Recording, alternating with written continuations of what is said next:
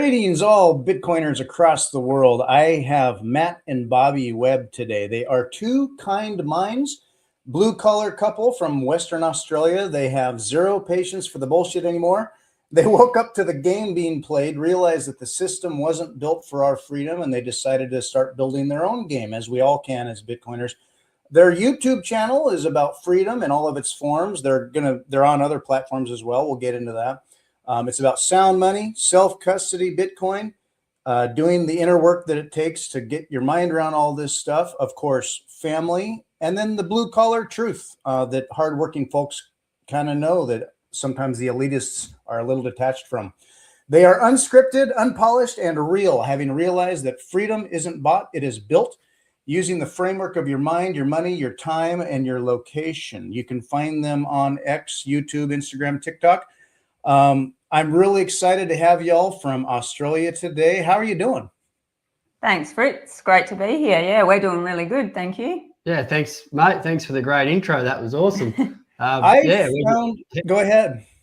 Yeah, sorry, we're just really pleased to be on this chat with you and see where it leads. And we'll just, like we say here, just shoot the shit. Totally.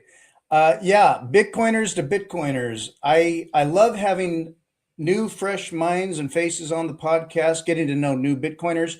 Not that you're new, but there's all kinds. And I found you, Matt, first on X. I randomly saw you were doing some selfie, man in the car, man on the street type talks, and you're really good at delivering, good, clear signal content, things on your mind, and that's hard to do sometimes, just walking and thinking and starting and then stuttering. You do great. And then I saw you on some podcasts. I had talked with Sean Clark and Finn Crichton and some others. There's a lot of really good Bitcoin and Bitcoiner energy happening in Australia. When I've been at conferences, all over, there have been Australians that came, talked to me, and it's like, wow, my sense of it is that there's a lot of, maybe a growing number of Australians that are seeing things for what they are, starting to really get it, and they're all in. That resonates with, as an American, I have these, perhaps superficial views that Australians are usually, in my mind, pretty self-reliant, maybe a little rebel spirit in there. And so that probably is conducive to finding or understanding Bitcoin. Is that accurate? Yeah, that's what we call spot on, mate. That's really accurate. I think generally a lot of Australians, we get classified as quite laid back and casual. Okay. And in previous probably years, but lately I think the oppressive nature of of our government and other governments, in especially the last 5 years, is definitely probably awoken, a lot of people, and that's what we classify ourselves as in that group. What do you think, Bob? Yeah, most definitely. I think, it used to be laid back and chilled out kind of vibe, but I think everyone's sort of getting a bit pissed off at the minute, especially with the government. And so we're probably changed a little bit, I suppose, compared to what we used to get called. And that's what I've been trying to reconcile in my mind, because I have that sense of Australians is, marching to your own direction as you want to. And now I might say maybe a lot of it really hit during COVID. In America, politically, we've had our wild pendulum swings between, the liberal progressive end and then the Trump mega stuff. And so it kind of is like back and forth and strange. No matter who was our president, it was sort of up and down, left and right craziness.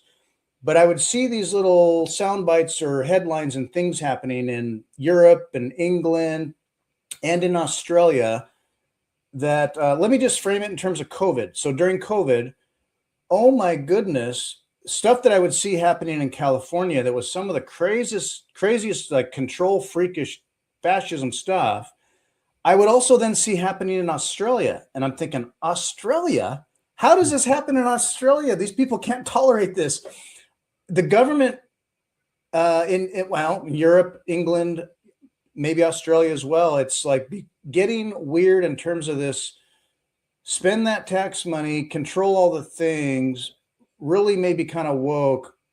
Has that emerged recently? Are people voting for that? What's the culture changing, or what do you think's going on?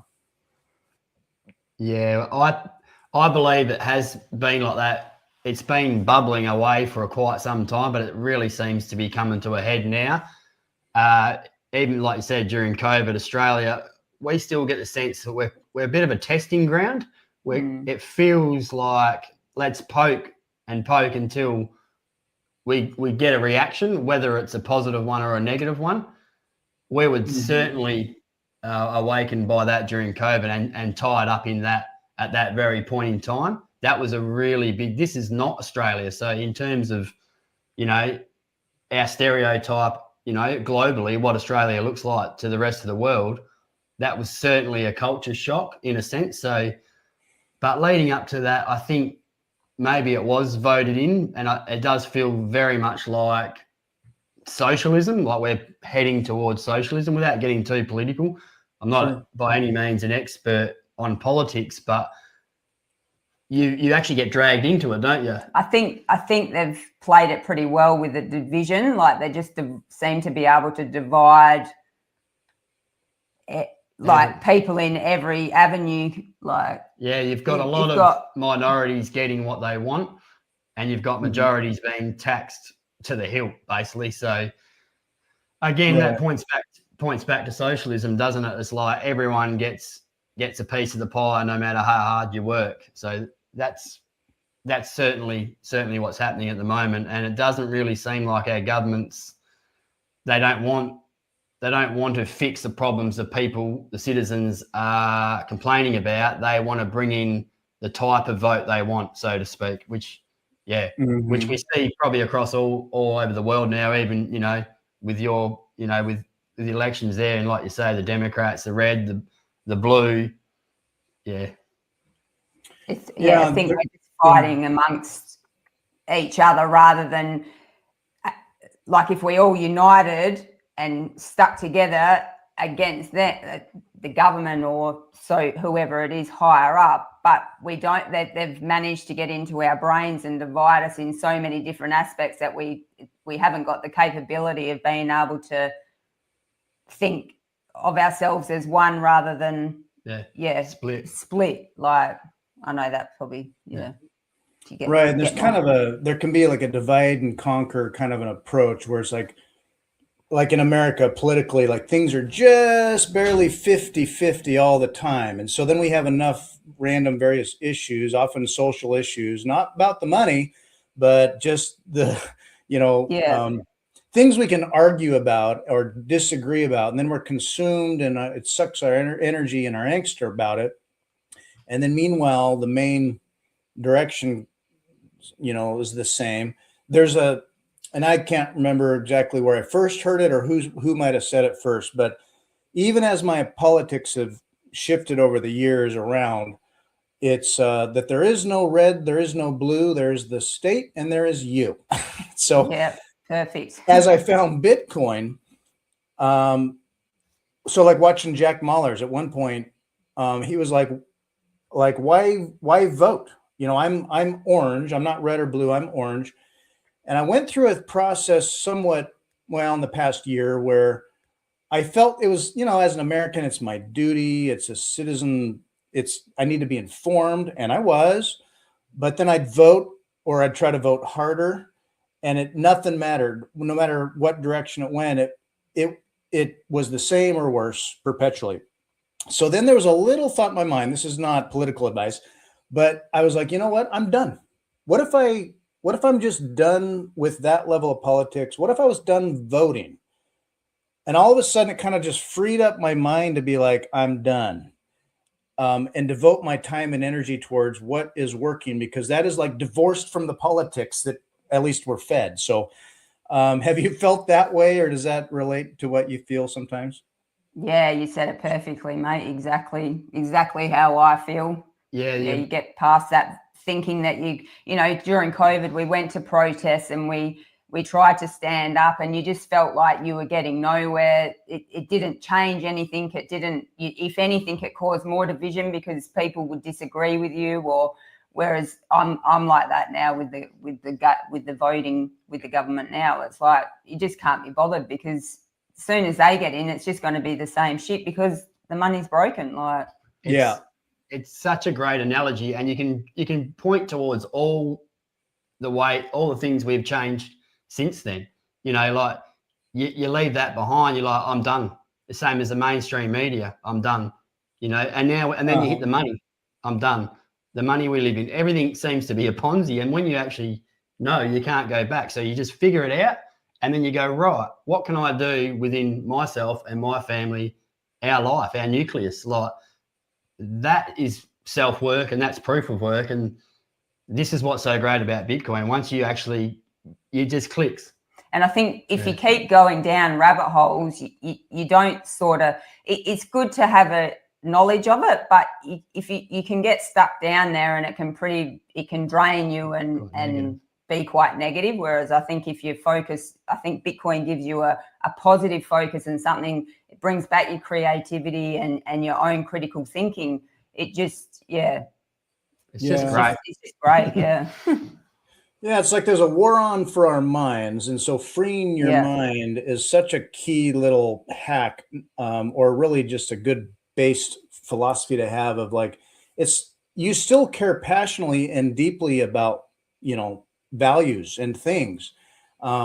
It's just that you're not going to enter the cage or the trap of, well, vote harder, find the right mainstream leadership, because ultimately they're making the promises to spend all the money and do all these things or whatever. And if you don't like what it is, like, vote harder. And no, it's like, it's cooked, especially if you just do the math on just the sheer obesity of the debt. And what we're down in a hole, and the tool they got is more shovels, and they're going to dig their way out of this. It's too late. And we can get into some deeper, darker subject matter in terms of ideas like the fourth turning and what's to come. Before we get to all that, as you like to get into that, COVID. So you were personally affected during COVID. I think that's when, for me, and also a lot of Bitcoiners I've talked to, many guests I've had on this podcast, said that it was during COVID that they stopped and were like, wait a second, I'm looking at the money, or I'm getting a check, or I see all this weird, crazy mind control psyop stuff going on, and I really stopped to think about it. That's when I found Bitcoin. Tell me about your Bitcoin story, as you might say, but it started during COVID, right? Yeah, it was. I was into a bit more of the health side of stuff, so I'd gone down a few different rabbit holes in that regards. And I was watching a video with Paul Check and Joe Bryan, who, what's the problem? And it just, I don't know, just something in me just clicked. And then that was the start of the way we got into Bitcoin.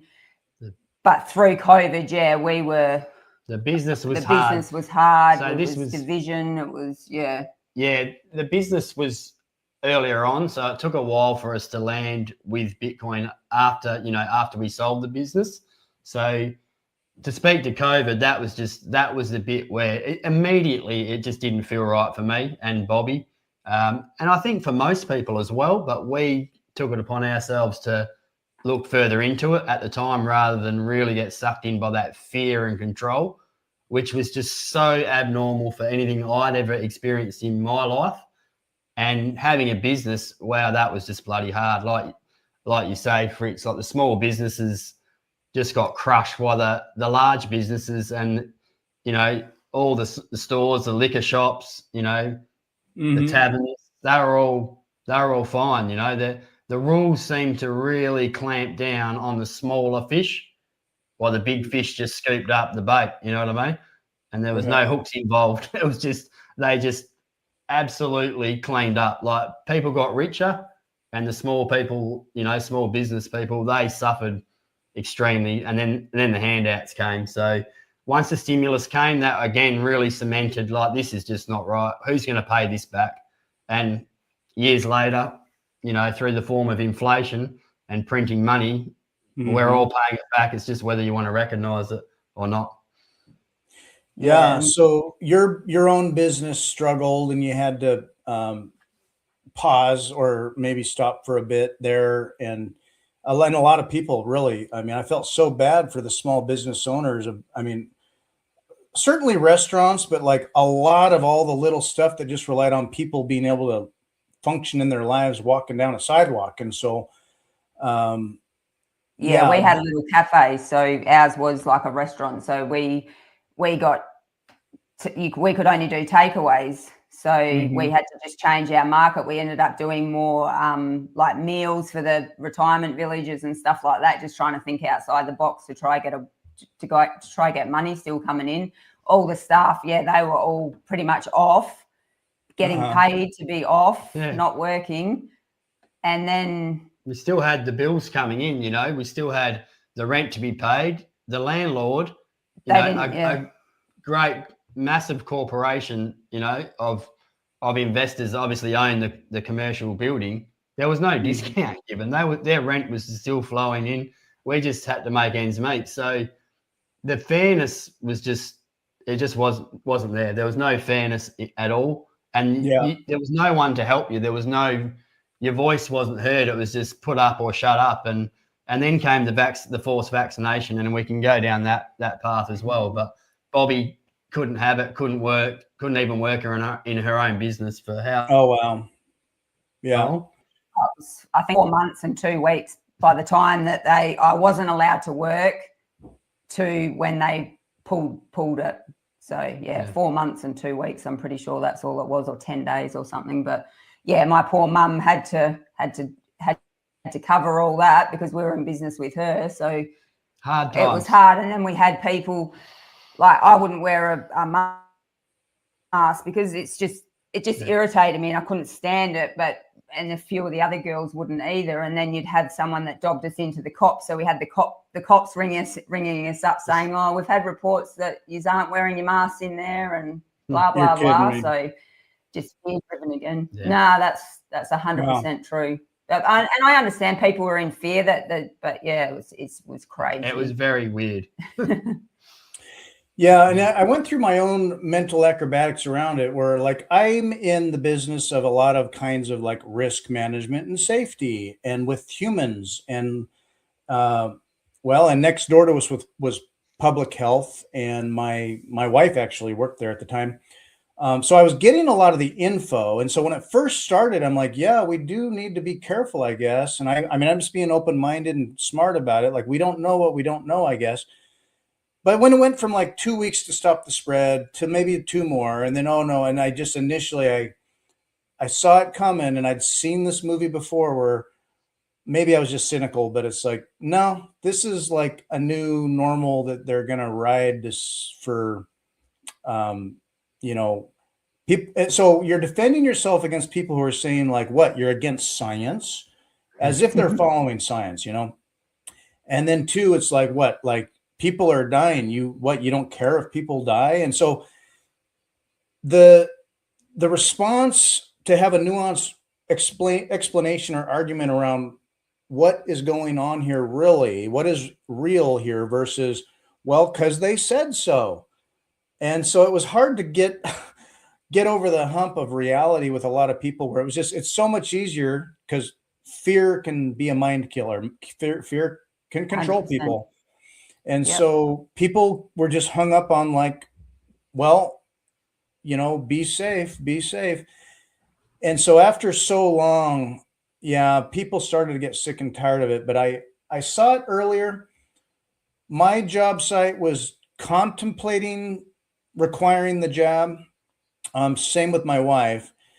And she was just like, no, from the get-go, no. And so then they made it really weird. Like, oh, you're kind of one of the minority there, and we're going to treat you different, and all these rules and protocols. And like, I guess we can't force you, but you're a risk. And, anyway, We could be here all day. Oh yeah, At the end of the day, it was when you think back, because I've never forgotten, but until you bring it up like that, I do remember that now. Like, you weren't allowed to go to certain places.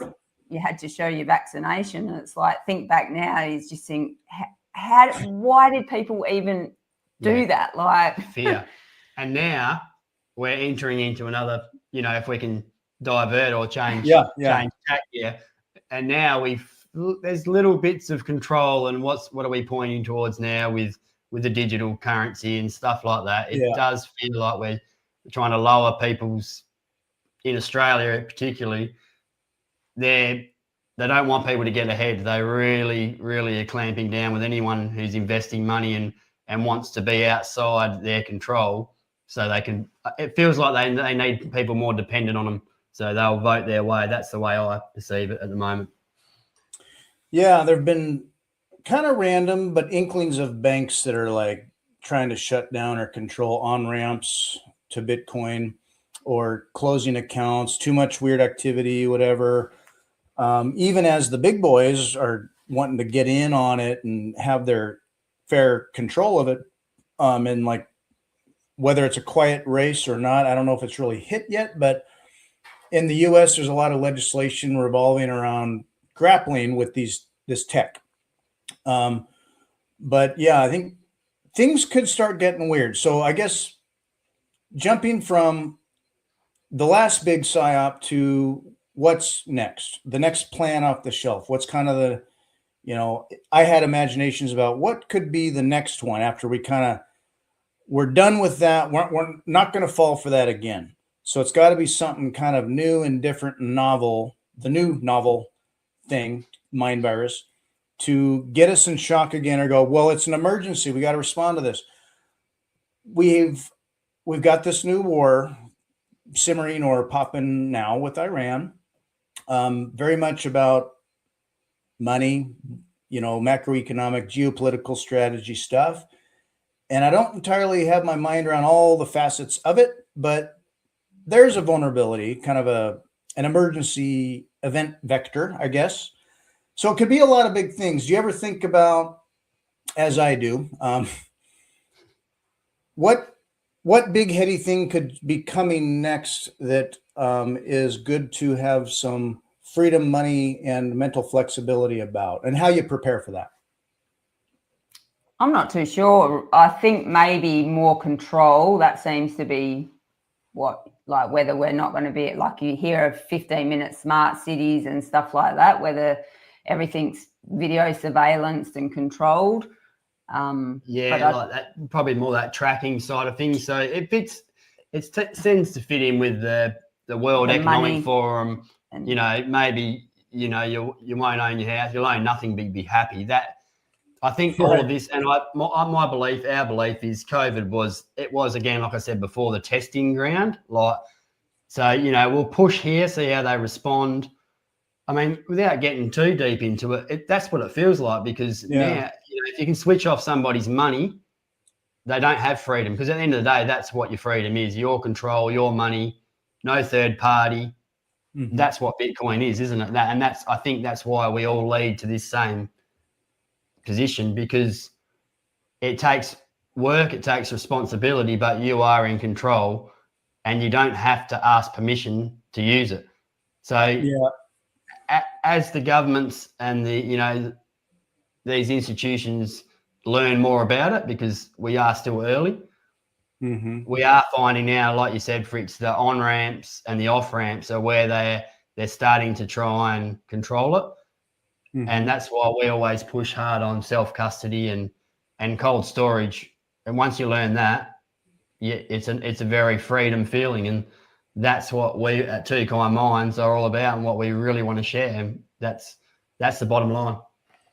Yeah, it's awesome. When you do start to, you stay humble, and over time you're stacking and you take self-custody and you have that growing sense of sovereignty.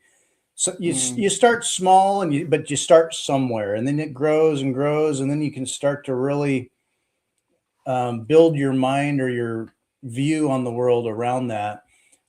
You mentioned CBDCs and UBI or other things like that, the acronyms. I definitely think in terms of whatever might trigger stuff about it, what I'm seeing broadly in different directions is this. Well, COVID was part of this, but increasing legibility of people, what we're doing, what bucket we fit in. COVID kind of mapped out what the public will tolerate and who tolerates what and for how long. And apparently it was quite a lot. And then, so okay, we're kind of,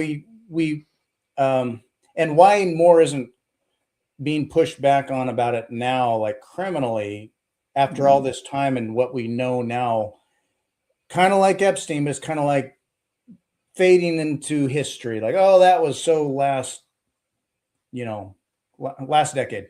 But I never forget. But I see increasing extremism, like on terms of legibility of citizenry, who and what we are and what we do and how we do it. And how do you really get that info? It would be a CBDC. And perhaps that's with, okay, they're going to call them stable coins or whatever, or they're going to use a stable coin. And it's just a stable coin. It's like, oh, it'll float the treasuries or help the economy or tie it in with AI. It's good for the economy, or we're trying to prevent collapse or whatever. And it's fast. So CBDCs with economic challenges. Okay, I could see UBI, but what it boils down to is digital ID and not just like money, but kind of like our online or activity behavior profile. Like, who are we? Like, they know all about us, everything we do.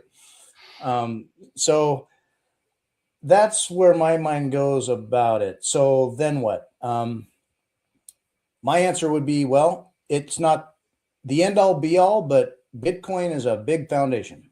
So Bitcoin's a way to at least start.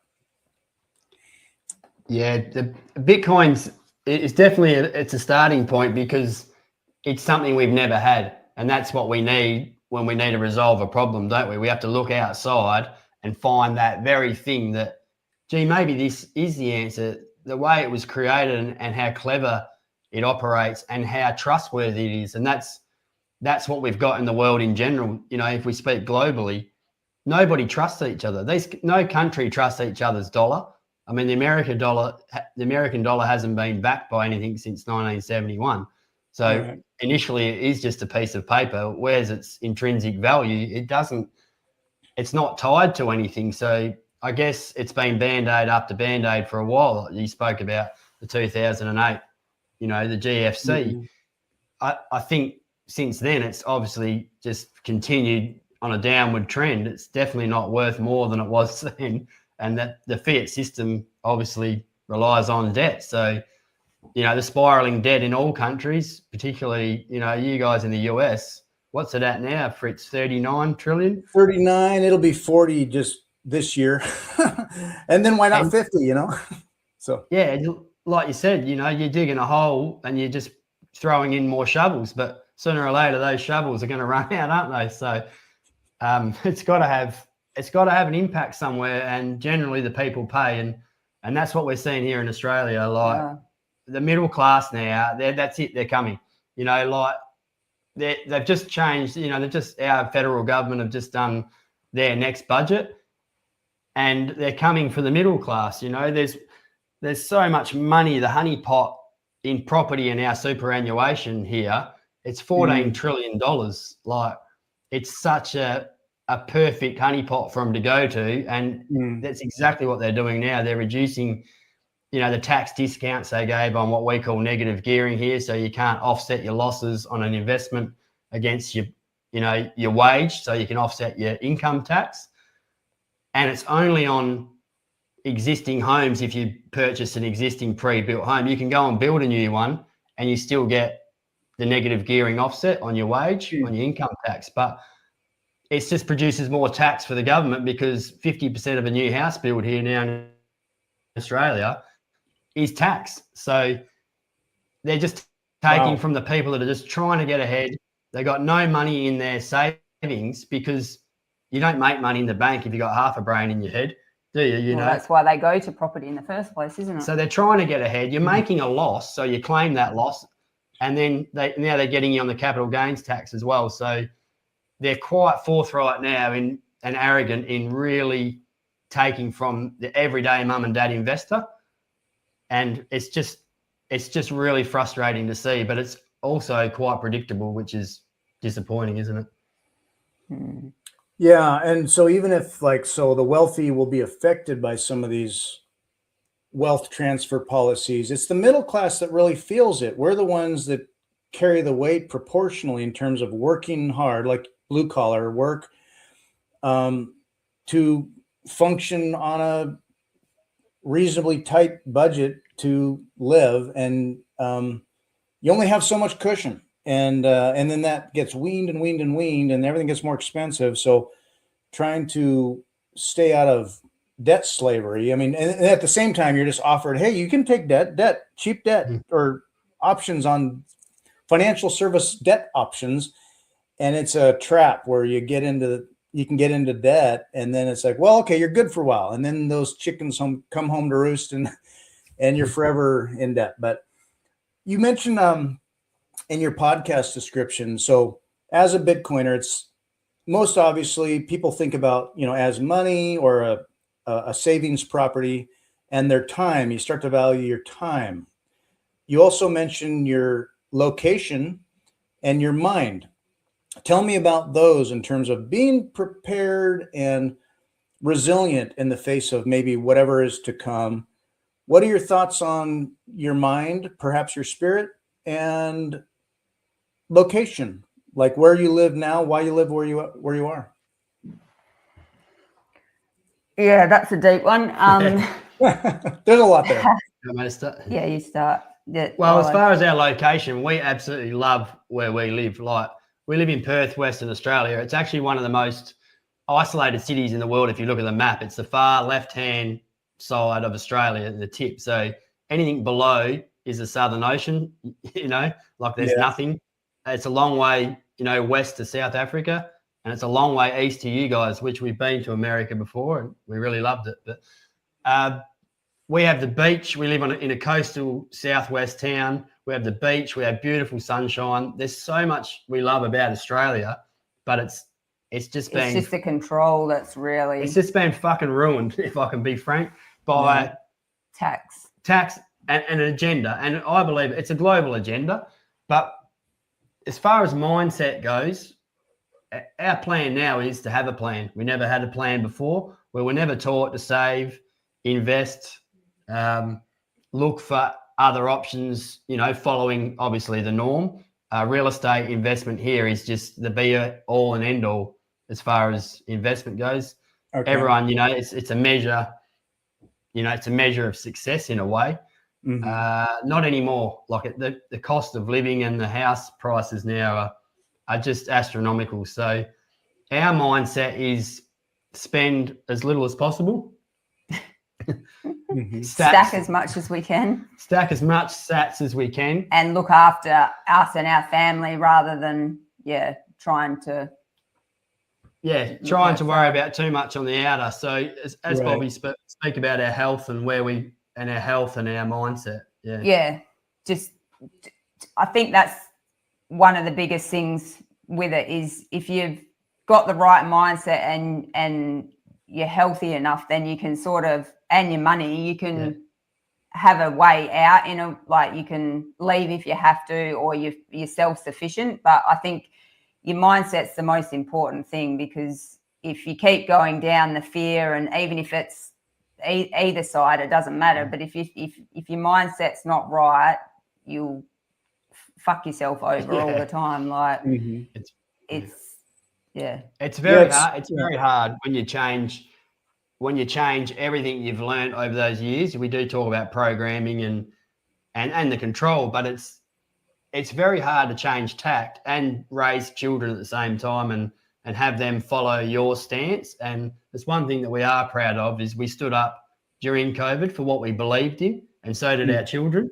Yeah. And that, to me, will always be it will always sit better with us than not having done something at all. So, if that answers your question. Mark. Yeah, nice. Totally. And so when it comes to location, Western Australia, Perth, in a way, at least physically, it's very separate from a lot, so that it's not like if I might say, okay, it's not like a target physically where you're stuck in the middle of a bunch of other quagmires, like a geostrategic place to like really control. You have some physical freedoms in that way, just geographically. Real estate, I mean, Australia is huge. There's so much just open land of all. I mean, it's most of the population's all around near the coastline, and internal Australia is just ginormous. So you've got that continent, which is amazing. So there's that, which is a kind of a foundation in terms of resource access and freedom options, I guess. Owning property, it's one of those things that's like, it's good to have the right property with the right resources that you can live and be a little closer to like a sense of place, and you live where you have a good land. And legally, that comes with these counterparty risks where, okay, property taxes, do you ever really, like, say it's all paid off, but do you own it if the property taxes can kind of go up and up, or they add something else, or there's always that, isn't there? Yeah, it doesn't matter what you do. It won't be long, mate. They'll tax us when we die as well. It's one thing in life certain is taxes and death, isn't it? So Yeah. you can't move. Like if we knew what we know now, we probably wouldn't even own a property or have a mortgage on a property. Like we're very, the Western world is very materialistically driven, aren't they? Like programmed to go a certain sort of way in life, like go to school, go to uni, get your house, have him, like, yeah, it's and that's that's the measure of success in your life. But I'm not sure when you wake up, like we call it and we have done, you just look at everything completely a different way, and it can be quite alienating, like right. Within your own family and your circle of friends. A lot of the time, they just don't understand. They just really don't understand much about what we are about, and I guess that's what probably led us towards doing a podcast as well. Because things like this and speaking to people like you, we just feel that is a better network to be around because it just feels better. It just because you feel like you're actually working towards being outside the system. So they're all still playing in the system and involved in the system, whereas you feel like you're sort of halfway out and it's hard to you get stuck. Switch in and out. So I think and we feel better, we have better energy when we're talking to the likes of you and other Bitcoiners. Like it just resonates Totally. That's why I love doing this. That's why I love the fact you're getting in on doing some podcasting. Friends of mine, Robin Sayer, Stacy with Bitcoin Nova, Paula with the Bitcoin Edge. They were at Bitcoin Vegas a couple weeks ago, I guess it was, a few weeks ago, and they gave a talk on start a podcast. Like when I started, and now it's been a little while, but and it's it's like, if I'm doing this for the wrong incentives, like, I need to be known, or I need the numbers to go up. It was the whole number go up thought that would enter my mind, like. I want people to see it. But I would fall back on the fact that it just feels good and fulfilling to connect with people. I learn as I do this from others and vice versa. So I'm learning, I put in that time and energy, I feel better, and I've got some skin in the game. And so it's very fulfilling. So starting a podcast is awesome and amazing. So before that, like you, I felt like, man, I'm the only person that has seen things the way I do, like in my town, in my county, and in the state. So until my co-founder of MicroSeed with me, one of the co-founders, my buddy Daniel, we were talking offline a little bit about MicroSeed. When I found him, he just so happened, like it was just serendipitous that we met each other, found each other, started talking about Bitcoin, and it was like a candle in the dark. Like I found another one, and suddenly we could talk like face to face. But just having that connection that like in normie world, yeah, I have to constantly, I got a foot in both worlds. I'm kind of always translating my thought process in my mind to what works in the job or with a lot of family even, or friends and other people that just understand that I'm different or I have strong views on things, but they never quite are there. Or maybe they never will be. They've come along in various ways, but you often do feel, it can feel isolating. So we get to connect on this stuff across other opposite sides of the globe, and it's amazing. So I love it. When it comes to your mind, yeah, that taking care of your mind in a toxified fiat world. Bobbie, you are, what I've heard, a little more on the technical side, a little more patient maybe with learning Bitcoin. I saw Matt first in the videos, and I thought, oh, Matt's this guy. And I didn't know, Bobbie at all. So Bobbie, you know more or a bit of the technical stuff about Bitcoin a bit. And you had said that Bitcoin opened up a part of your mind to thinking about things in a different way. And so I guess if you would tell me about when you first found Bitcoin. Now I know you were exploring the space variously together. Bobbie, were you the first one to kind of go Bitcoin maxi? Yeah. It's hard to pinpoint, isn't it? Because we're quite close, like we're like best friends. So we talk about anything and everything. So I suppose I was, first one to actually. Probably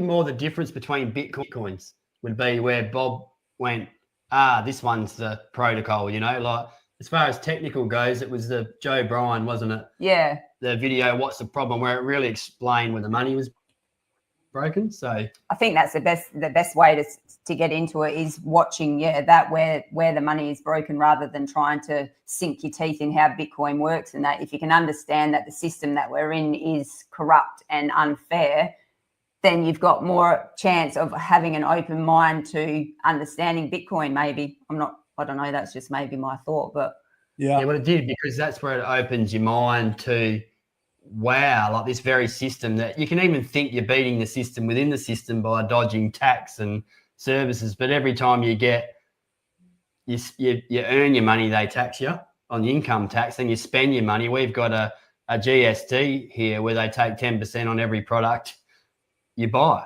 goods and services tax. So other countries have similar things, but everywhere you turn to, you tax. So then they'll give you a rebate on something to save tax, but it you just keep paying tax and tax everywhere you move. So once we learnt that the dollar and the fiat system was really that money printer and that big red button, then you can start getting into the Bitcoin and understanding, oh wow, it's totally different, but how it can work and how it does change your mindset. Yeah, it's decentralized. Obviously we all know the difference between decentralized and centralized money, and it doesn't have that control or the 12 members that decide the interest rate goes up and down and how much debt the country can take on, and the taxpayer through inflation pays it back. But right. Yeah, it's definitely that's the mindset that you change immediately. I think if that it's just and having an open mind. Like some people,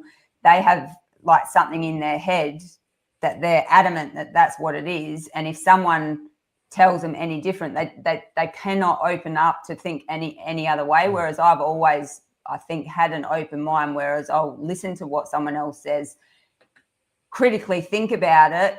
Oh, okay, yeah, and then make a decision. But I think, a lot of people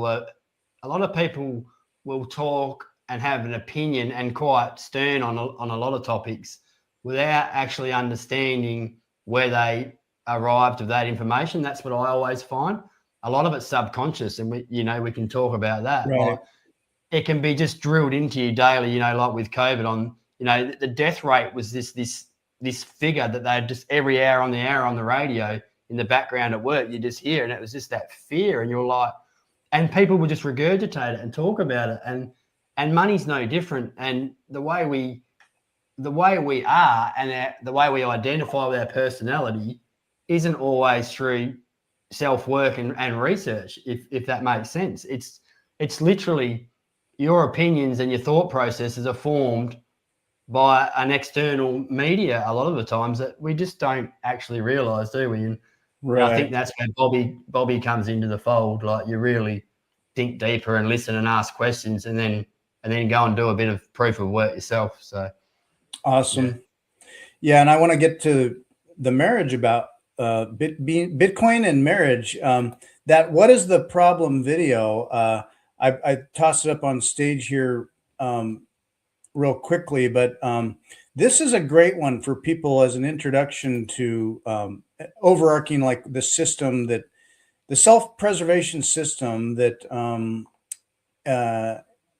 shall continue, doesn't seem to care about the little guy at all, and despite anything said politically. But that there was another Bitcoiner from Australia who moved to El Salvador, started a BitTasker, peer-to-peer gig work app that runs on Nostr and stuff. I talked to him. I met him in El Salvador, had him on the pod, John, and he started BitTasker. What orange-pilled him and his wife, and the reason they moved from Australia, well, it was COVID again. COVID gave them a push, and they went to El Salvador. But it was that video. They saw, what is the problem? And they watched that. It must have hit Australia, a lot of Australians that way, and orange-pilled them that way. So that was one anecdote on that video, and an Australian who changed his life, moved and everything. So marriage. Money can often be one of the biggest things, other than like parenting styles or raising kids is, challenging and changes over years. Rewarding and hard. Couples also will argue about money. I've known different couples who kept their money separate for those very reasons, but then they'd argue over what's fair or who's covering what or whatever, each budget. There are couples that put their money together and then have a cohesive plan and communicate, and you have one single budget. That's what my wife and I do. So then enter Bitcoin. And so when I started to find Bitcoin, and my wife was not paying attention that way, like I was. So then I had to really moderate and manage myself in terms of, you get really excited or you're all in and you don't want to get over your skis, but then it's such a big change. So much of that boils down to sort of being reasonably equally yoked in a way about it, but it's definitely communication, like lots of good communication and understanding. And as you go, not letting money be an argument. How do you manage that? Lots of communication, and it sounds like you're very kindred spirits, two like minds, two kind minds. Did you get lucky, or what? Is there a trick? I think because we were together from such a young age, like I was, I think 16 when I first met Matt, so he was 18, and we've just we've had ups and downs, don't get me wrong, but we've just, I suppose, grown together for all the years. So it just works. We did a lot together. We initially, our money was always one. We never, ever had separate money right from the day we moved. I finished my time as a tradesman, as a boilermaker welder, and we moved away. We originally grew up 3 hours inland from the coast in what we call the wheat belt, so farming community. So, Bobbie moved to Perth first, so to the city, basically, to the coast. And I followed, mate. Like, I finished my time as an apprentice and I followed, and long story short, we moved in together and bang, that was it. We just immediately clicked, and we built a house very early when you could still afford a house. A house might have been 2 or 3 times the, the average salary. Now it's about 9 to 12. So there's inflation for you right there. And ever since, we've really just always discussed things openly, even with our children that are all teenagers now. So it's almost a house full of adults compared to you and the 3 kids. the dynamics just completely shifted, and that gets very, very hectic as well as what we're doing now. But at the end of the day, we've always had the same thing. We don't lie, and we're true to ourselves. Yeah. So as long as we continue to do that, I think that's what, when we did get to Bitcoin, we are pretty persistent people, aren't we? So and impatient. We studied it very hard, but we also put skin in the game, and a lot of money went into learning it properly the right time. So we have great mentors around us. A guy named Zane Truscott, he does a podcast as well, and he was Sean and Finn. So we very much, and the Bitcoin way, so we could go on all day, but we trust people that resonate with us like yourself. Yeah. And then we put money into learning the right way the first time, so we didn't want to get it wrong, and we 100% hand on heart know we've achieved that now. So now it's we'll share the process. And we've always been told if you do a job, you do it properly. So we just we have, and we really value the people around us and our mentors still, and we're still learning. So do you listen to the same podcasts, or do you listen to different ones and then talk about them, or what do you do? If you find a good one, you'll pass it on, or vice versa. So I think in the early stages we were just, I love Jeff Booth, like I think most Bitcoiners do. So we just I love watch each other, what they ones. Different, and it's funny, it does evolve, doesn't it? Like you do change where you shift, because you'll get the early learnings of Bitcoin, and then it just changes tact. And excuse me, that's where we really find our audience as well. You know, like you need to hone in on where you were. You forget how far along you've come. So I think that's a big learning curve as well, isn't it? Like, and always, that's what I always say. Always remember, don't bag people out that don't understand or don't know about the world, or because we were once there. So it's always good to be kind to people and understand where they're coming from, and then maybe you can ask questions and drop seeds in a different way rather than ramming it down someone's throat or saying I'm right and you're wrong. And perfect. That's what we're all about. It's just listening to people and understanding their point of view and trying to get into their head and understand how their clogs tick. I try to lend that grace to other people when they don't get it. And I'm just kind of like, even if it's been sometimes years and it's like, they're still just, they don't want change, or, well, whatever they got works well enough still, or they don't want the volatility. They don't want the risk. They're thinking in terms of US dollar, usual US dollar number go up, or what is that? And the time preference thing. I have evolved over the years when I think about where I started and where I got to. And it was to throw out another name, like, Tony Yazbek with Bitcoin Way. And he really, Booth and Yazbek and a lot of these others, when they give you that good perspective on it and you zoom out and you're like, yes, even as number go down, winter grind season can kind of like, you kind of notice it, or people talk about it, or you feel it a little bit. And I have to stop and zoom out and be like, okay, what's the alternative? Why am I in this? What's my why? It's much bigger than what. If I'm thinking fiat price, I'm thinking, well, then I'm going to sell at some higher price. You also, when you enter it, you felt late. Like, oh, I was late. If only I'd have, it's not like when you first found Bitcoin, it's when you first ignored Bitcoin.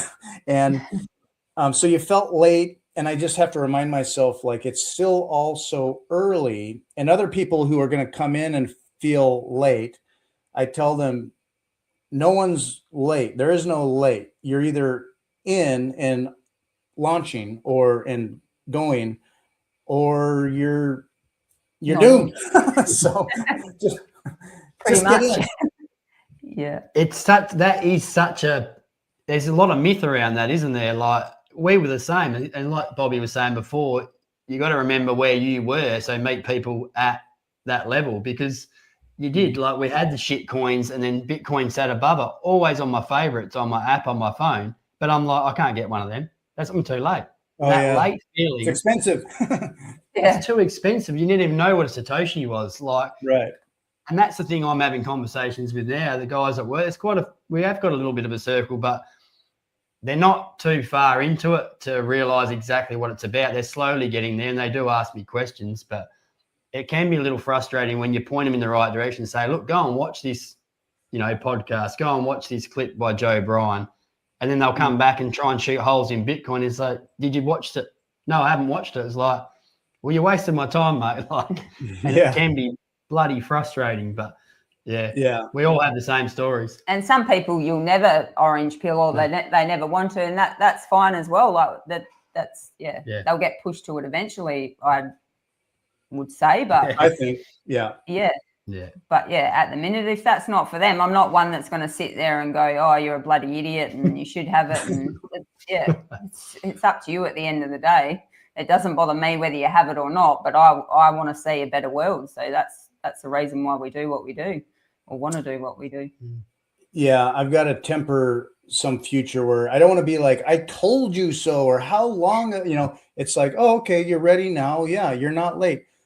Now, being parents, now I've gone through like, okay, so having a spouse, I mean, you're like a model for a couple who are doing it together so well and in a very healthy way and shared understanding and values.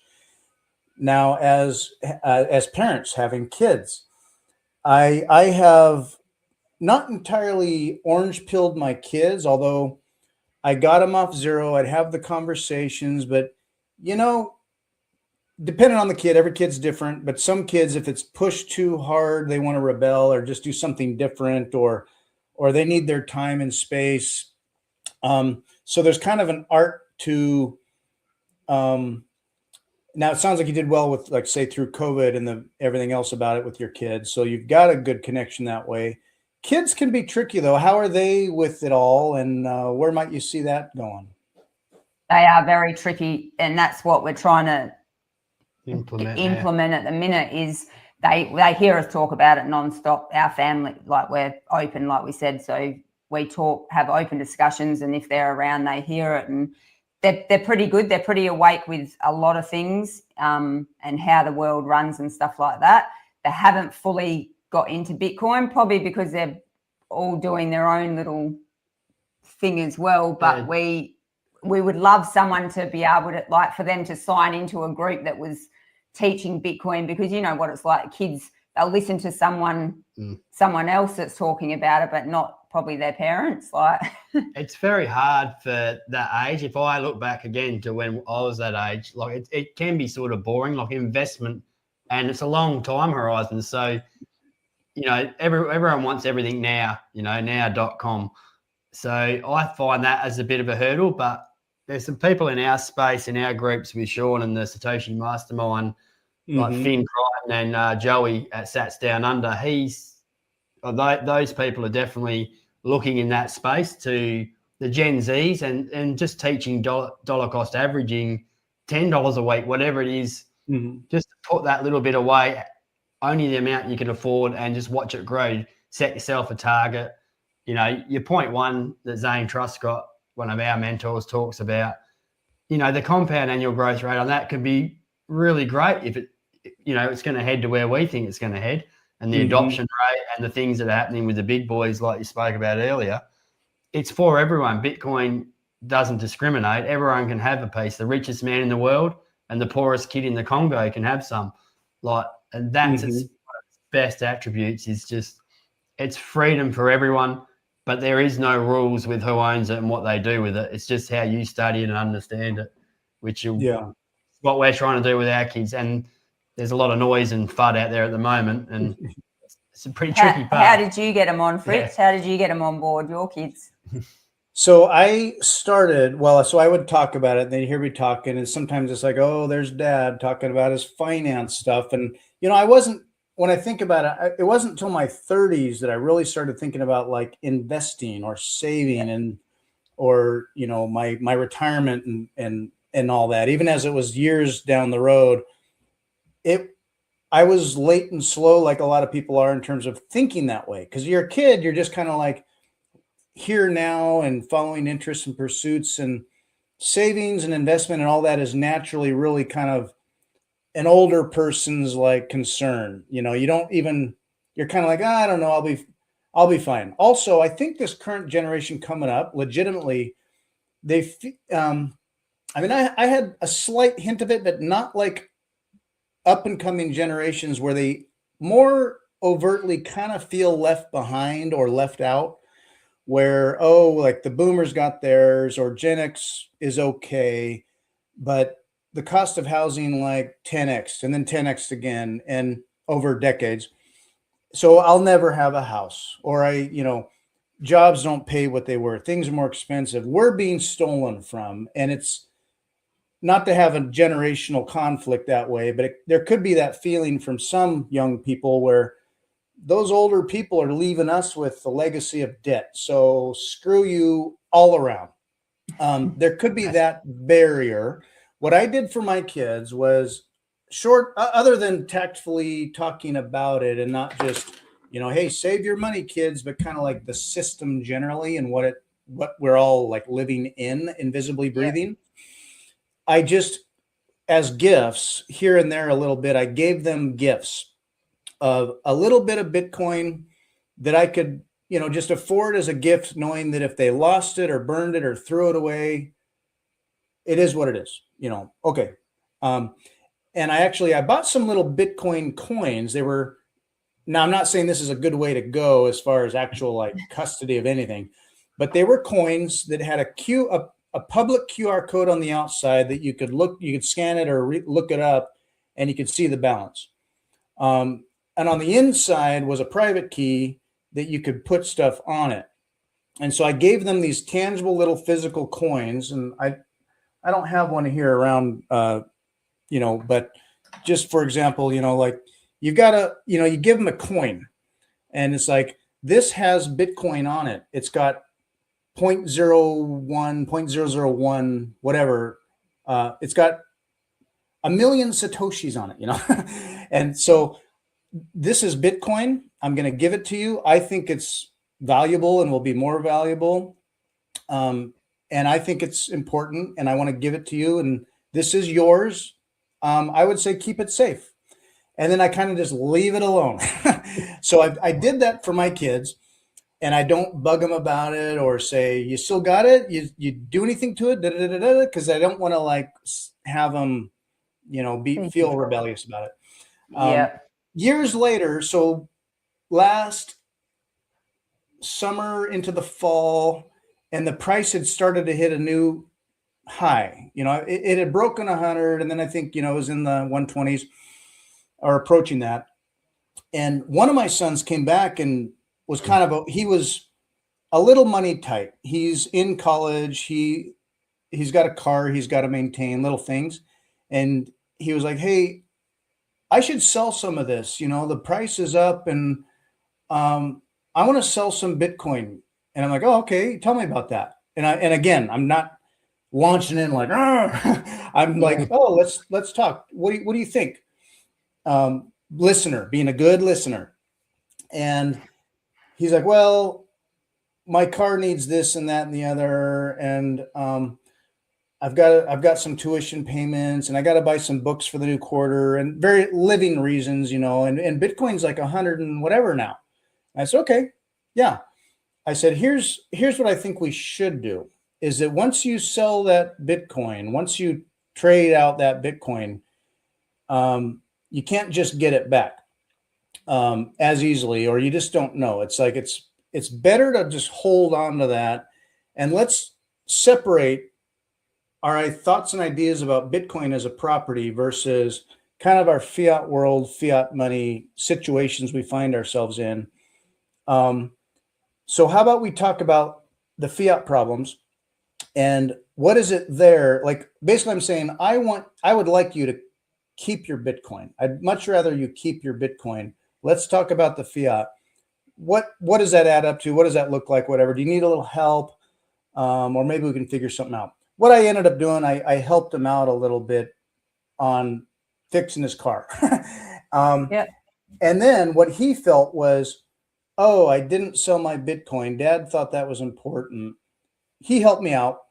And then maybe it just goes in the closet again for years again. But it's sort of that getting over that next little hurdle as he thinks about it. I can't say I have that magic bullet solution because they're still curious enough to not be dismissive, but they're not leaning in and learning. So they're just kind of floating along, entertaining the concept. And maybe that's the best I can hope for, and it'll just take time. Yeah. They haven't come back and said, oh, Dad, I've been studying it. Now I'm really into XRP. So yeah, at least they're not down the path of the shit coins and trying to shield them towards you and trying to get you to change tack. But I think a big part of it is we're building it for our kids as generational wealth as well. So they don't see it from that perspective because they're the children, not the parents. So I think that might be a bit of a blockage as well. But we certainly don't push it. We just bring it up in conversation when their ideas start to spark on like investment or their future.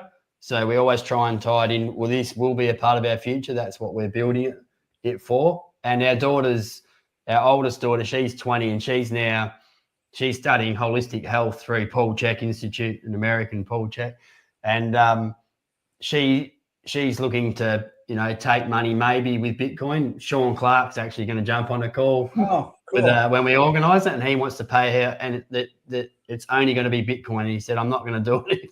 So that might be our way to get her on the hook. But yeah, it's exciting because that's what he said. One condition, she's got to accept Bitcoin. So today we're going to set up a wallet, nice Aqua wallet or something, get an address, and get on the call and sort it. So that's the little incentives and I mean, even on that, she mentioned to someone at work that she was going to get paid in Bitcoin, and they laughed at her. And yeah, the kids will deal with that like we do themselves for sure in their own way. Using it, I think, is another little hook where if they just practice using it a little bit, not that they have to go run a node and all the things, but say they do a little spend and replace and they feel like, oh, okay, that works. Or you get a payment or payments in it and you're like, oh, it just, you see how it can like function. So it works. And then you're like, oh, okay, yeah, it's not just something somewhere that I just sit on and hold out for and watch the dollar price or whatever. I can use this as well. And I try not to be too prescriptive about it. And then, so another little thing I do as well, this is a self-custody consideration. Finn Crichton asked me this question about self-custody, kind of just my thoughts around it, self-custody generally and family inheritance type planning. Every person, even in your closest circle, your family or whatever, could be your spouse, can be your kids. They may not be eye to eye on everything, or they don't know as much, or they're more at risk. They may mess up, too. So what I've done as well is talk to my kids about, so my own sort of savings that I'll have where I've got, call it savings in Bitcoin. And I have an amount for my kids. I have just an amount carved out for each of them on a separate balance sheet, tracked separate in wallets. And I just keep track of it for them, for myself. And I communicate with them that it's there, what it is, what it means. Just from time to time, maybe it's fiat value. And in their heads too, they kind of know that Dad has Bitcoin for me that he's handling. And it's not completely accessible. Now, if under circumstances or whatever, my agreement would be if they came to me and said, no, I really want it. I want it. I want to have it, or I want to sell it. I'm not going to say, no, you can't. It's theirs. But they're not quite at a level yet responsibly. They would admit, but they don't have the know-how or necessarily the means to take self-custody responsibly when they're busy, distracted, going to school, moving, don't have their processes worked out. And so I do that for them, but I remind them, you do have Bitcoin, but it's secure and I've got it. And if and when we or you want to do something with that or have a plan about it or want to move it, let's go through that process. Let's talk about it and do it. If I just gave it to them, I'd be like, oh, I'd care too much that they made a mistake. Yeah. So, or they'd lose it, or yeah, you'd have that worry. So it's just it's the inheritance plan as well. You know, that's important, isn't it? Like with the Bitcoin way and having ours set up and having that peace of mind as well. You know, that our oldest daughter's got control and she can take control of it if you know the worst was to happen. That definitely helps with peace of mind and that conviction as well. And you do see a lot of people maybe not holding on to it or storing it the right way. So there's definitely and that'll evolve in the space as well, won't it? It'll constantly change. It'll get easier for people. But with that also comes other people that, you know, can give the wrong information and maybe bum steer people into, you know, different types of, you know, security around their Bitcoin. So, yeah, there's lots to learn, definitely. Yeah, I think with the kids, you just got to let them try and, you know, say stuff and be open about it. But I think when they're ready, hopefully they'll come and go, oh, what actually are you doing? And they'll get that moment where they'll be like, oh, mum and dad, we better check out what they're actually on about here. Yeah, there can come a time where, and it can happen with other incidents or issues, interests in their life, where it takes a little while. Like, you know, if you love them, you set them free and they go out in the world and then they come back and maybe you have that conversation or about whatever. It can be like school, business, life directional plans and thoughts.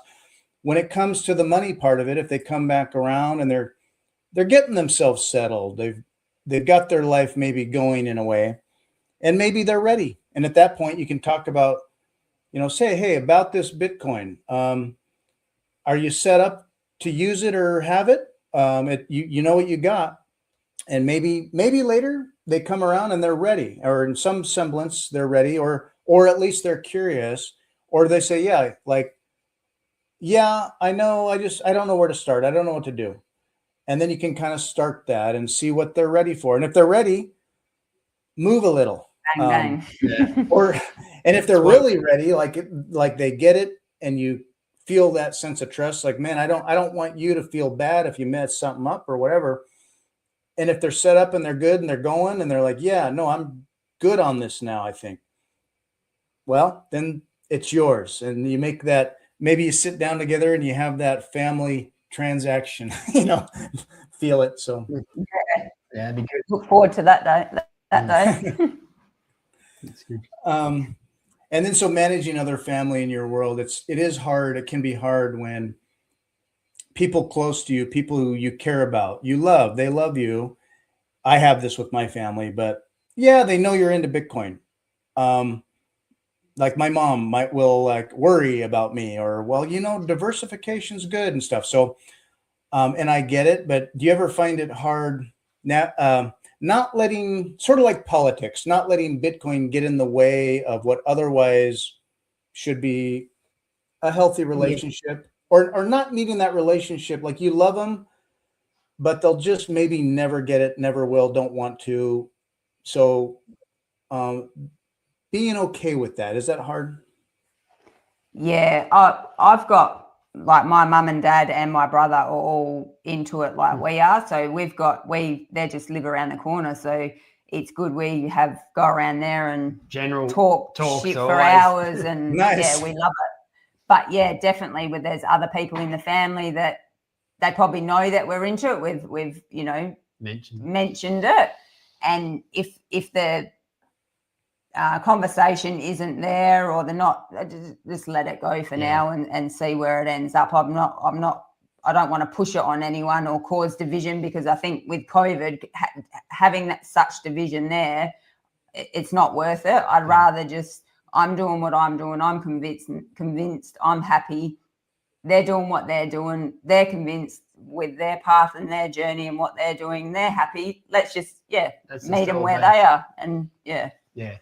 It's different with family, isn't it? Like, I haven't really mentioned it to my mum and dad. They're retired, so their money's, wrapped up in other investments, and we don't really, I wouldn't even grow up talking about money a lot with my family. So that's one thing we have changed with ours. So there's a lot of paths we all take differently, and this is where you end up, but we are very open, and that's the way we like it. But even with the kids, we're very open. Like, I'd rather them tell me, what they're doing, or if they've done something wrong, and I won't yell at them, or, I might say I'm disappointed, but it's your life, it's your journey, it's your consequences. Like, I'm not in control of anyone else. Yeah, I gave birth to them, but I don't own them and have to control them 24/7. They're their own person at the end of the day. And that's self-sovereignty right there. That's what we're all about, aren't we?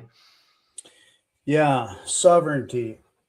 I've got a 21, almost 22-year-old graduating college here next month, and he's smart. And then an 18-year-old and a 12-year-old who's becoming a big man of the house, and a 4-year-old. What crazily, I've got a wide range. So being a parent is, you employ so much a variety of skills that evolve over change, and the relationships, the timing, and the patience with everything. When it comes to sovereignty,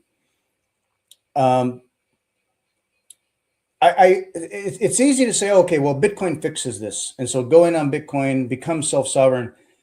Fiat is entangled in our lives in a lot of ways. I mean, whether that's, and it can be friends, family. You think about how people got divided or torn up around COVID. Bitcoin superficially can kind of be like that, but doesn't have to. I think when I think about preparing your mind or your mindset, perhaps your spirit around change and being resilient and strong, maintaining your mental health in the face of what could very well be increasing, the propaganda, the alarm, the fear, the next op, whatever. And it could be one after the other, or just a new environment of all of that again. It adds that pressure and heat to, and people are going to feel it economically too. So like people like retired boomers that suddenly felt like, well, the numbers that I had that felt fine aren't cutting it now. Or, wow, I'm tight. Wow, I'm feeling ornery about it. And who's to blame? Well, the politicians, or left or right, or and people start to kind of tear on each other. In the face of all that, you'd say, well, Bitcoin will fix this. I wish it was that straightforward, because I don't see fiat just going away. I mean, maybe gradually and subtly, but yet fiat is really so entangled. I feel like it's something we're going to be like managing through our lives on the side, or as it grinds and struggles or does what it must do to stay relevant. And that can be like what we're seeing, war, or I don't know, who knows what. If shit hits the fan, stuff starts to really change and hits. I think like what you're doing, family and community and your sense of place and location, having kind of that citadel, if you will, that is your foundation, your bedrock of life and safety. I think it's good, even as you have to interface or interact with external pressures or a whirlwind around you that is having expectations or wanting to have control. It's not a real straightforward path to just be sovereign, is it? Sovereignty is like a multifaceted set of a lot of things. One, when you still have a job. Two, when you've got a community of a mix of people that are losing their damn minds, perhaps. So maybe, I guess sometimes what I could practice or prepare for is being that stable sort of energy for others, not just Bitcoin, but like as a way of life? Do you ever put work into, I guess what I'm hearing would be living the life that you can model and having that strength to be sort of impervious to the external insanity? Yeah, definitely. That's definitely how I'm, and I think, like you say, this takes time. It's not something that you can go from, being in the system or however you're programmed growing up to flicking a switch to being this totally. It's all learning, and that's what life's about, isn't it?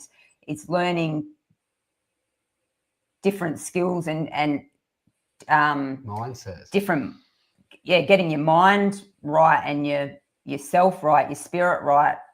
I think what happens is it's been divided from, because we're so programmed, it's not really what our spirit wants to be doing. Whereas, you're fighting two sort of worlds in a way. Like, and I think it's that parallel system. Yeah, like I've read lots of books, like Alan Watts and all different books, just to try and get your head.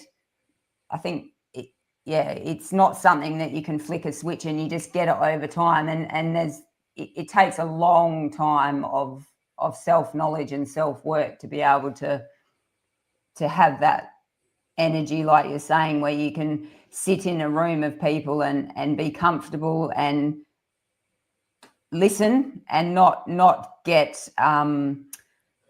not take on their energies and let it affect your energy. And I think that, and I'm not perfect at it, but I think it's just practice and having a strong mindset. But it's practice and execution, isn't it? Like Bobbie's a lot better than that, and me, I get frustrated quite easily and quite often.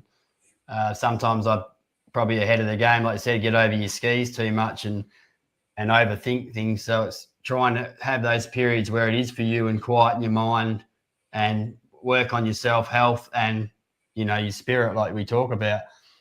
It is a challenge, but our family and our household is very much like that. At the same time, it can be quite energetic and hectic. So life's all about balance, isn't it, at the end of the day? So.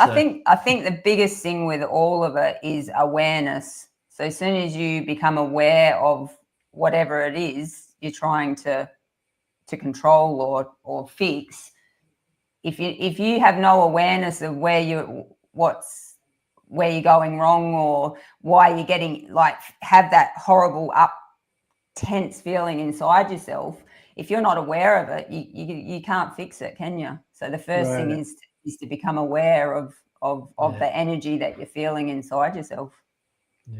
Yeah, there's a lot of inner work involved, in a way, growing and maturing, feeling that self-assuredness in the face of things. And as you feel change through Bitcoin mindset stuff. And I love how you brought up Alan Watts. There's a Zen to it, in a way. There's that middle path Zen of not getting caught up in it, like you mentioned, the dramas or the sound bites, the headlines, or paradigms at large in the mainstream.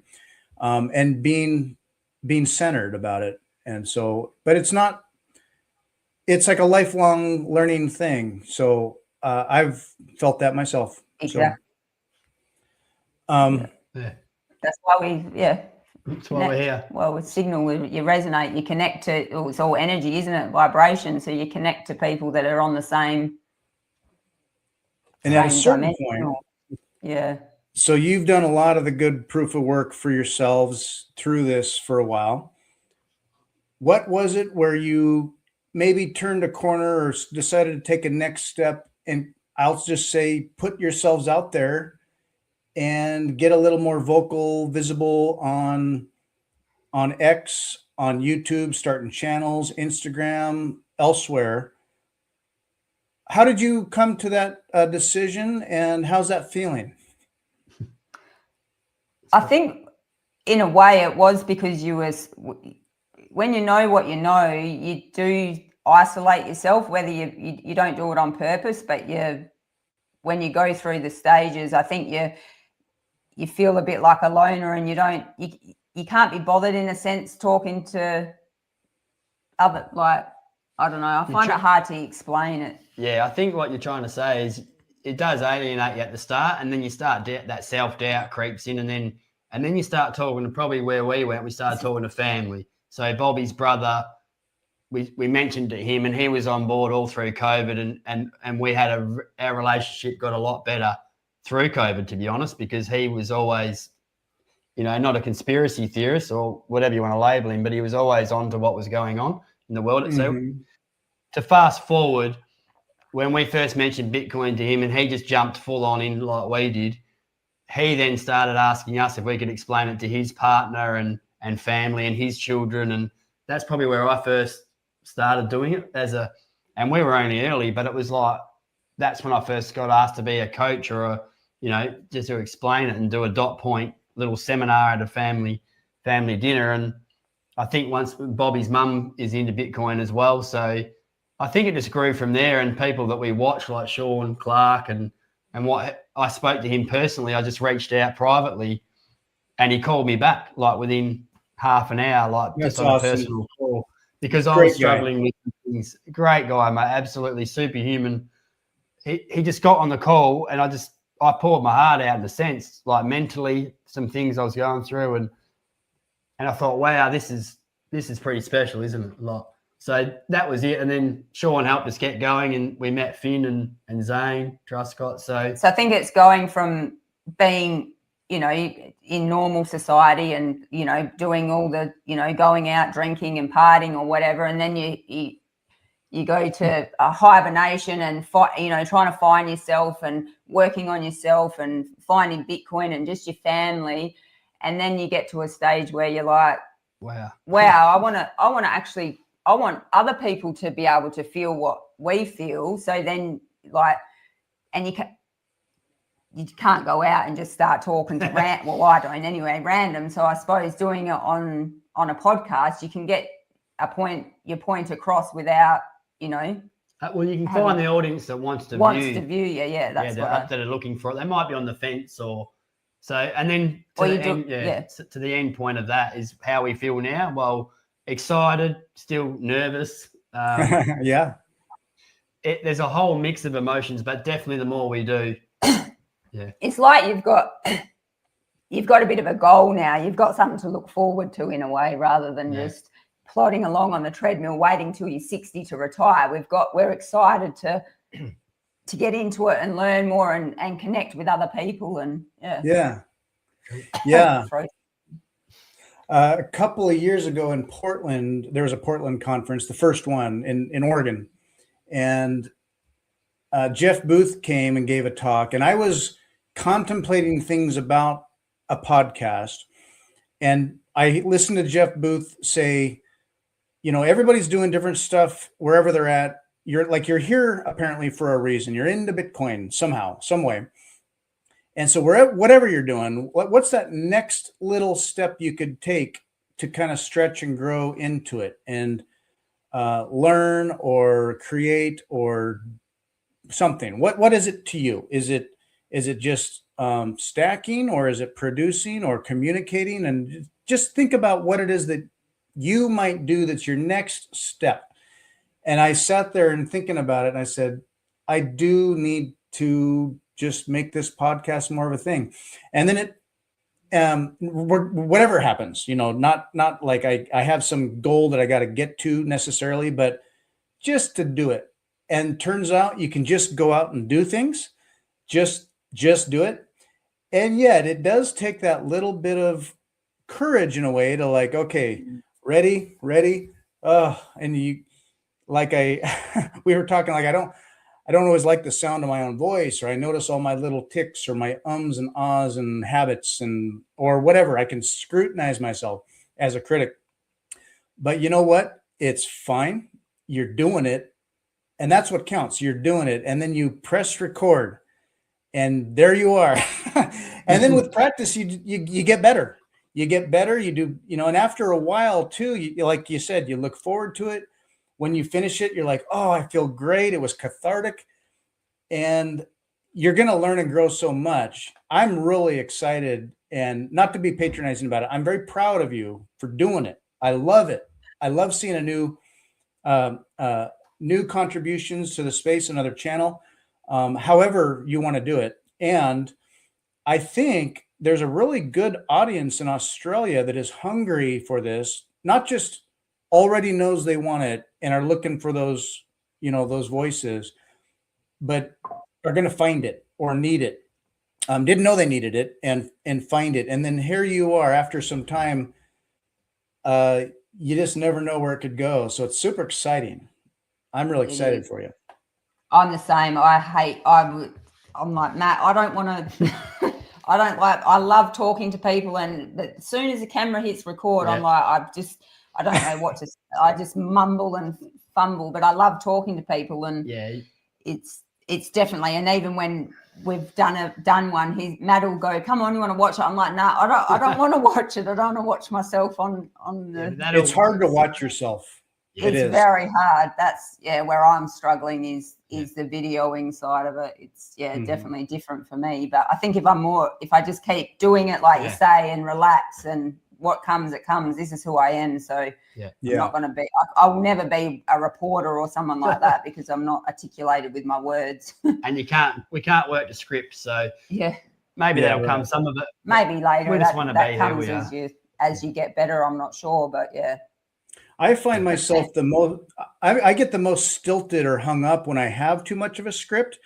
I'm going to have some bullet points and stuff, but man, sometimes I got to reel myself back in and get back on track. But Matt, you're good at it. Bobbie, you're just going to get better. Matt's very good at it. I'm just apparently. Yeah, thanks. He is very good at it.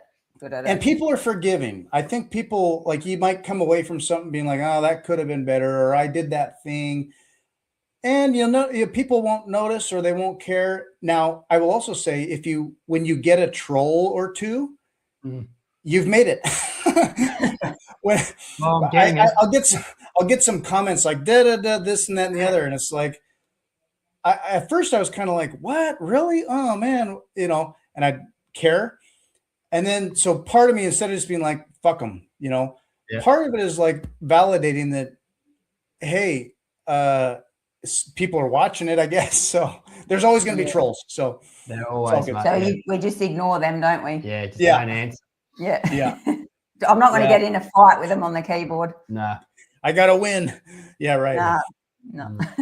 Yeah. And you're approaching it with, I think, a good, united, positive heart. The Two Kind Minds. It's a nice brand. It's positive. That's why there's things that Bitcoiners will fight about. You'll notice that. You've seen it.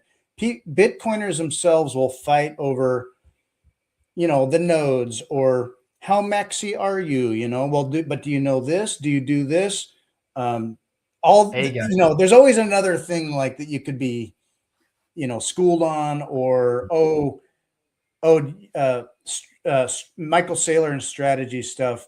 People are divisive over that. The whole Bitcoiners United thing for me, it's like, you know what? Why are we all in this? There's so much more we share together than what we really disagree about. And what we disagree about gets into stuff about technical things, tradfi, gamery things that are inevitable. I mean, they were just inevitable. It's going to happen. I'm not into it, but I try not to judge it too much. It is what it is. And or the future and strategies around what's best for Bitcoin or humanity, that you can get into the weeds on stuff where it's like, we don't know. We just don't know. But we do know that we want freedom, money, and sovereignty, and we're pro-human. So that's a lot. Yeah. There's enough. Yeah. There's enough. Pro-human alone. You could talk so much about just various aspects of just, the humanity of life and Bitcoin. I mean, there's a lot to talk about. So it's going to be fun to watch. I want to bring to stage here. You're on X here. You can find, Matthew Webb, 1T, Matthew Webb. You can find him on X, Two Kind Minds. A lot of great feed and content here that you've been putting out there. Your YouTube channel, you can find Matt and Bob on YouTube at Two Kind Minds there. What you do, you go to that, you'll see them here. It's new, just starting. And I'm going to be your 43rd subscriber. You click that right here. Thank you. Thanks, mate. Appreciate it. Now,